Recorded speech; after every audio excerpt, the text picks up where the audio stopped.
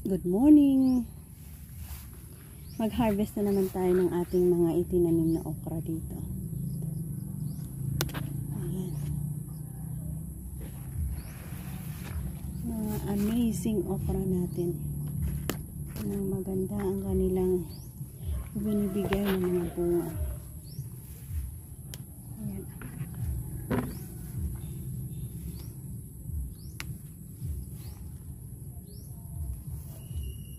Sa okra, pwede tayong daily makapag-harvest. Ayan.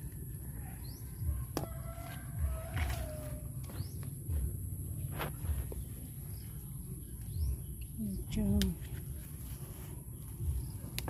hindi tayo nahihirapan ngayon sa pagdidilig kasi araw-araw naman mayroong ulan.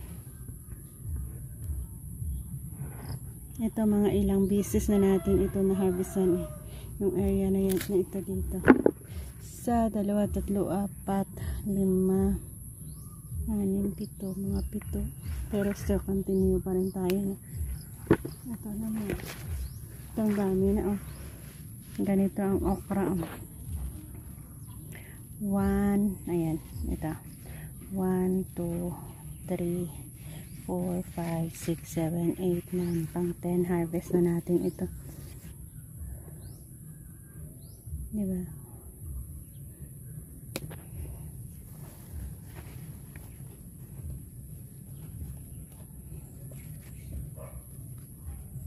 Ayun.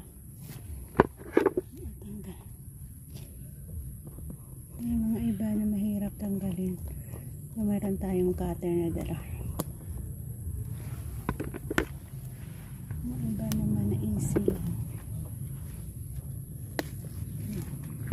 Ayan.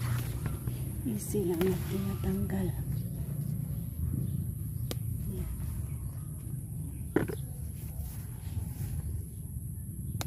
Pag hindi mo itong tanggal ngayon, bukas magiging matigas na ito. So,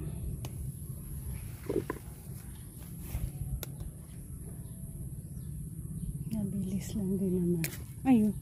Hindi, nasira.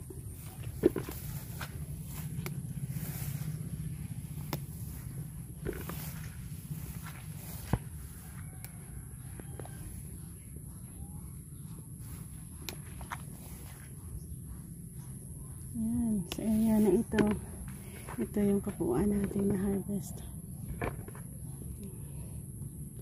So, ipakita na rin natin sa inyo ang bago natin itinanim dito na long beans. Mga long beans ito. Yan. Meron ng bunga rin.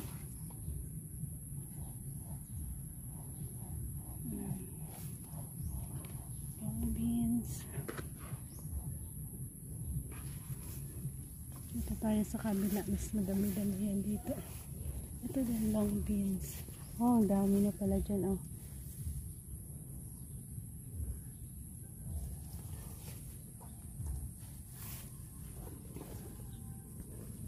So, patola naman ang nandito.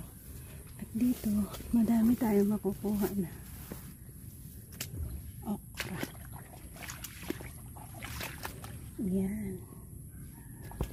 Ayan.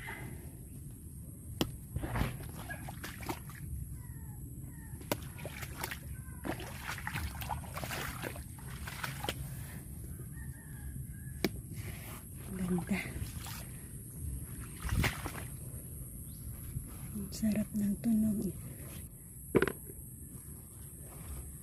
Ayan. Ayan. Pakita ko sa inyo kabuang ating harvest. Na-harvest na natin lahat. Ayan, medyo madami-dami rin ang na-harvest natin dito sa gilid ng ating bahay. 1, 2, 3, 4, 5, 6,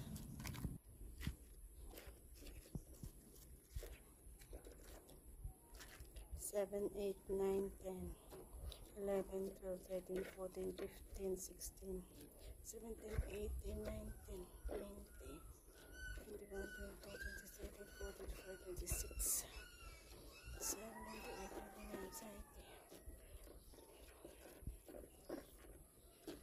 36, 37, 38, 39, 40, 41, 44, 43, 44, 45, 46, 47, 48, 49, 50, 51, 52,